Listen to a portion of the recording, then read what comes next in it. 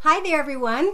For those of you who don't know me, my name is Josie K, and I have a channel called Josie K Tarot. I'm just learning to tap into the energies that have been with me since I was a young child that involve or include being a type of empath. I went through a lot of severe things through my birth, and I've had numbers and things happen in my life where I've known things were going to happen ahead of time. And therefore, I've been working on expressing these energies through tarot cards. It seemed to be the avenue that helped for me to bring through what it is I'm always thinking and feeling. But over time, I have come to the realization of what karmic wheels are, what karmic energies are. See, I'd like to tell this to children from the minute they come here, because I've fought the world all the way, which a lot of people do. And as we learn through life, what comes around goes around. Those who believe in karma have seen it, have taken the time to acknowledge that, oh my gosh, I know that what I'm going through is because I did this to so-and-so, or because I made this choice in my past. So it's not only about learning about ourselves here on earth, not about others. It's about interacting with others, but it's about our path. It's about what we learn here through these cycles of karma that do not quit when you die. When you die, the karmic energies continue and the life paths continue. And as they are continuing, it's what you do on earth that goes into that spiritual karmic balance. What you do on earth predicts what will happen in the next life. In other words, say a person was cruel enough to hurt another person, break their leg or something. They may, and it's by their own choice. This is not like God gives it. God provided us with freedom of will, freedom of choices. That's what proves our spirituality as we learn from these paths in each lifetime. Eventually, I believe you could earn your wings.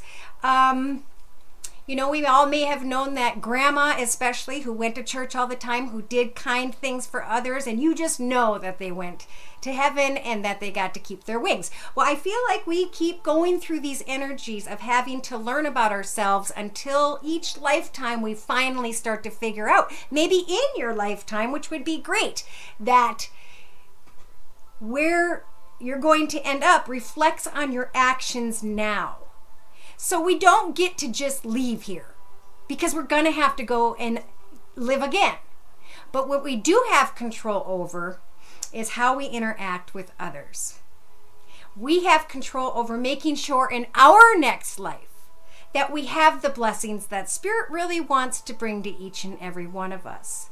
But those of us who do things to hurt others, emotionally, physically, mentally, those are the ones who have to continue until their spiritual life path lessons are achieved. So I see so many wonderful things happening. People are focused on the negative things happening, which is always what gets magnified. I think it's a human way. But if you look at all these wonderful things with children and how intelligent and how great new things are being invented to help make things easier, to look at the Texas floodings and to see people building human chains to help pull people who could have drowned, who almost have drowned, or maybe who really did drown at some point, but the people gave their lives. They gave their effort. Those are karmic blessings that will change our next life path into something more fulfilling than we could ever have dreamed. And that's what I believe is what comes down to the evil and the good, conquering each other. If we could all learn that the only one who's going to pay our consequences for what we choose to do in each and every moment here is going to reflect on the life we are going to create for ourselves, manifest for ourselves through our karmic actions. we are only going to affect ourselves. I have so much more to say, but I just want that to be made important to children to understand that that is why life is so important. Because you're always going to try to be looking for the next moment. You're always going to try to be learning new things, but it's enjoying the moment, because as soon as we get through this life, we go and start living the next life.